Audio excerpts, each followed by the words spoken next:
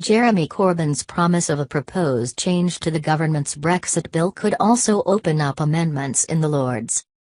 In a week when the government appeared to be signalling a softer flavour of Brexit, the Labour leader Jeremy Corbyn has clarified some of Labour's plans, for the first time confirming the opposition will seek to amend a likely Article 50 bill being prepared by government. Speaking to me on the fringes of the Conference of European left-wing leaders, Mr. Corbyn volunteered the position. It is an important detail, presuming the failure of the government's Supreme Court appeal next week.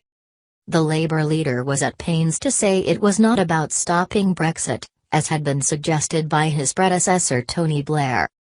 You can't say to people you vote, you take the decision. Sorry, you've made the wrong decision. You've got to take it again. But nor did he absolutely rule out a possible further referendum on exit terms, a policy which was passed at Labour Party conference in September. He also did not repeat the idea from his close ally Shadow Chancellor John McDonnell that there were enormous opportunities in Brexit.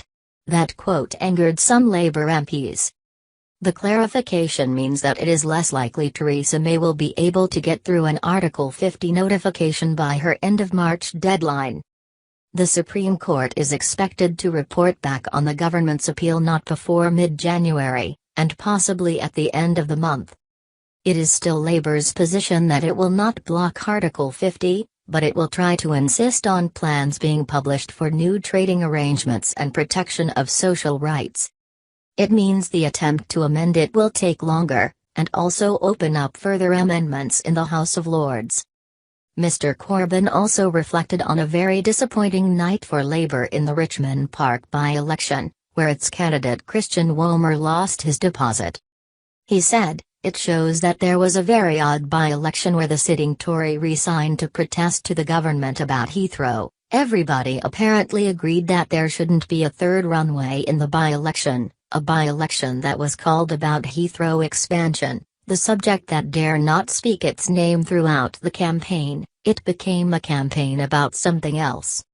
It was an area that voted strongly to remain in the European Union. Zach Goldsmith voted against remaining in the European Union. And so there was a split there and we have never won the seat accordingly." Visiting Prague on the same weekend as key polls in Austria and Italy, the Labour leader earlier warned of the populist political parasites feeding off migration anger. He was due to go on to visit a former concentration camp north of Prague, Terezin. He denied himself that Labour was trying to channel a form of a left-wing populism.